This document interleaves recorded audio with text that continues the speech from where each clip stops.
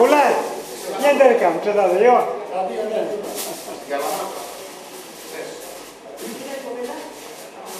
Να σας πω, πώς και το δώσατε στο Μουτζουρέα να τα φτιάξει? Πότε το βρήκαν Μουτζουρέα, είχα το φορτηγό και στην Καλαμάτα και πηγαίναμε στο εργοστάσιο που δούλευε. Και τον ξέραμε, τον και από εκεί. Έφτιανα και βαρελάκια, το βουνό απάνω και ο Περικάρισα. Είχα πολλά εγώ στην Καλαμάτα. Παντού, τάκης όπου βαρέλια. Και ξέρατε ότι ήταν καλός, γι' αυτό. Και τι ξύλο είπατε ότι είναι αυτά? Είναι δέντρο τρεις. Α, τρεις είναι. Τρίνα είναι. Αυτά.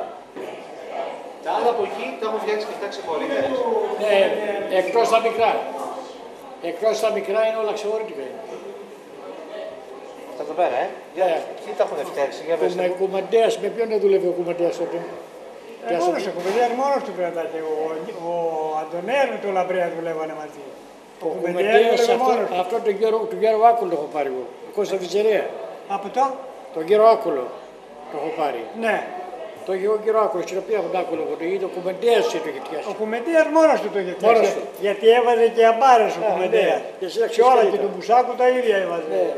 Αμπάρες. Το κουμαντέας. Για να μην φεύγουν τα φούτια. Το μεσαίο και με την αμπάρα. Αυτό με την Τελιτάβα εκείνη με τη... Εκείνο είναι του Παλιατσέα, είναι πρέπει να είναι του Λαμπρέα εκείνο. Εκεί αριστερά, Ναι. Κατάλαβα, του Λαμπρέα του Νόντα. Ναι.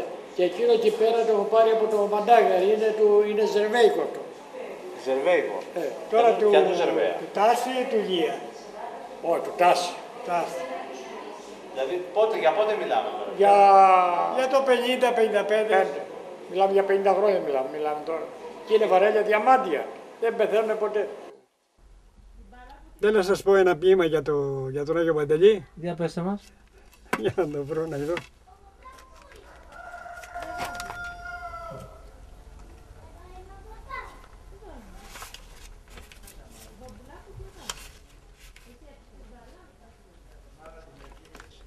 Λοιπόν, εδώ αυτό τον τόπο, στον Άγιο Παντελή, Δράκο τον ονομάζαμε εμείς οι παλαιοί. Πολλές γενιές περάσανε, τεχνίτες εκλεκτοί, όλοι από την Ανδρούβιστα πολύ Πριπιτσιανοί, που φτιάχνανε βαρέλια να βάζουνε νερό, που το κρατούσαν κρύο και δροσερό. Κοίταξε, εδώ πέρα υπήρχαν να πούμε 100 στέρνες. Δηλαδή, ο καθένας είχε τη στέρνα του και πρέπει να έχει το βαρελάκι του, να πάει η γυναίκα να το γεμίσει, να το φέρει στο σπίτι, να πούμε. Και θυμάμαι να πούμε και το κάθε σπίτι είχε και τη βαρελίστρα. Είχε δηλαδή δικό μέρος που είχε το βαρελάκι απάνω. Και λεγόταν βαρελίστρα. Με τα βαρέλια ξεκίνησα το 1936, από 16 χρονών παιδί. 16 χρονών. Κατάλαβες. Την εποχή που εγώ να πούμε έφτιανα βαρέλια, το βαρέλι ήταν είδος πρώτης ανάγκης. Διότι η μεταφορά του νερού από τις στέρνες είτε από τις πηγές γινόταν με το βαρέλι.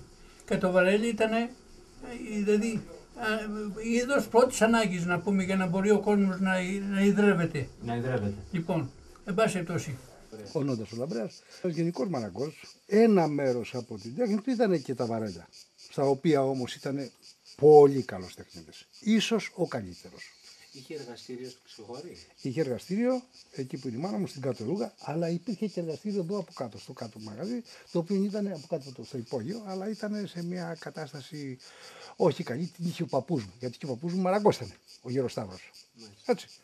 Ο πατέρας μου λοιπόν μαθήτευσε σε διάφορους απάνω στο βουνό, στο Γερομαστραμπή, παλιούς βαρελάδες και από εκεί και πέρα εξελίχθηκε μοναχός του.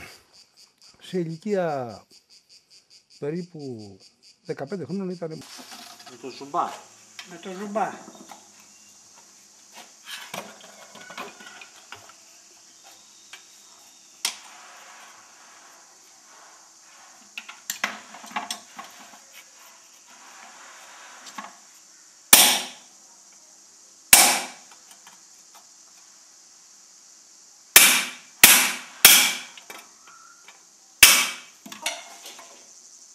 Ναι. Και πήγαινε στα του ίδιου, πακιάνωνε όλο μαζί. Πόσες τρύπες του κάνατε?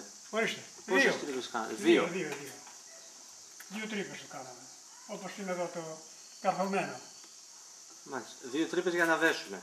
Ναι, βέβαια, γιατί μία μπορούσε να λασκάρει το στεφάνι να δυνατήσει. Λοιπόν, και βάζαμε το πριτσίνι εδώ. Υποτίθεται ότι είναι διπλό το στεφάνι τώρα.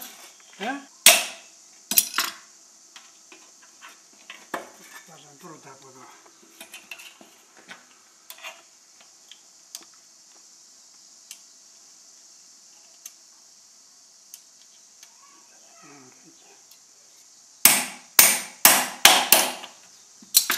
Έχουμε λοιπόν τις δούγες. Ναι. Να τις δούμε. Ναι, αυτές. Λοιπόν, θα παίρνω μία-μία, εγώ να το ζέψω. Και ζεύγω το βαρέλι. Ναι. Αλλά αυτές βέβαια δεν είναι στην αρχική τους φάση, είναι στη γυρισμένα. Ναι. Έτσι είναι. Ωραία. Ναι, λοιπόν, παίρνουμε και βάζουμε.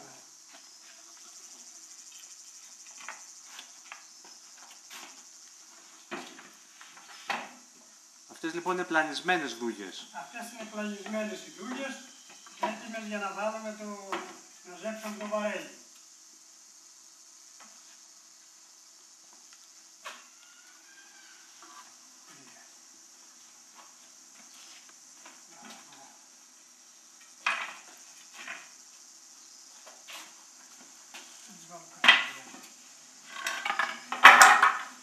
Παίρνουμε τώρα μία-μία και τις βάζουμε.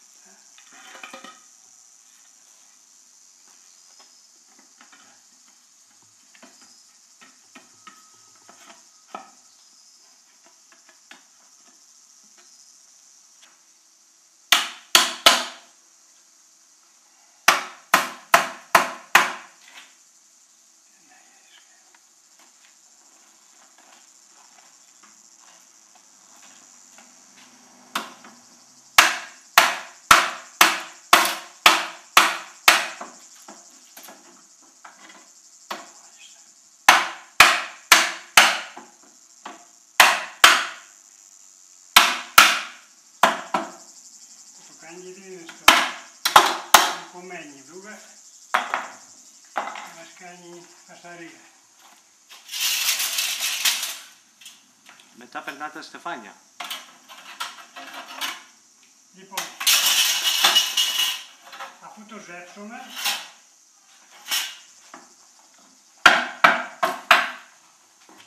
βάζουμε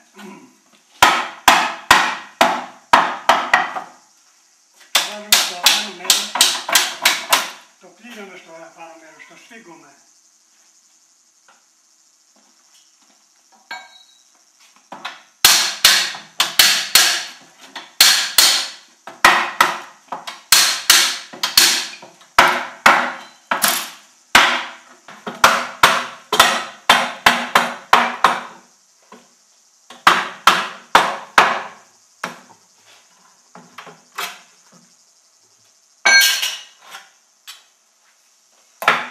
Βγάζουμε τώρα τις τσίπες που το είχαμε πιασμένο.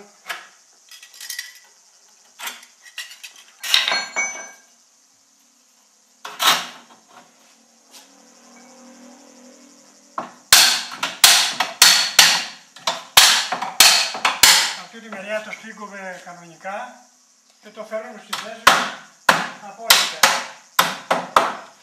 Και μένει κάτω μεριά ανοιχτή.